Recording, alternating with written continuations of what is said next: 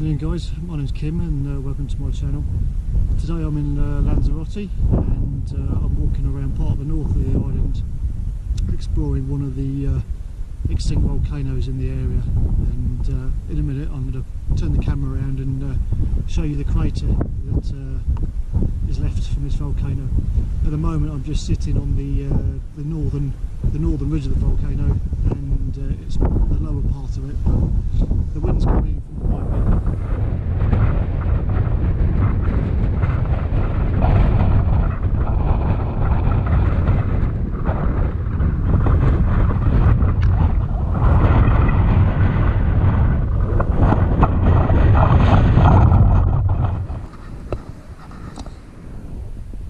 So as I said, I'm sitting inside this volcano at the moment. I'm at the top of the crater on the northern ridge of it, which is the lower part, and this is the view from where I'm sitting at the moment. You might not be able to see it too well at the moment because the sun's just come out and it's not going to be looking too good.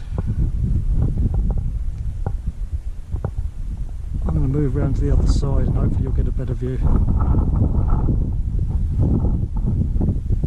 Unfortunately the light's coming right at me at the moment, so this is probably the best view you're going to get.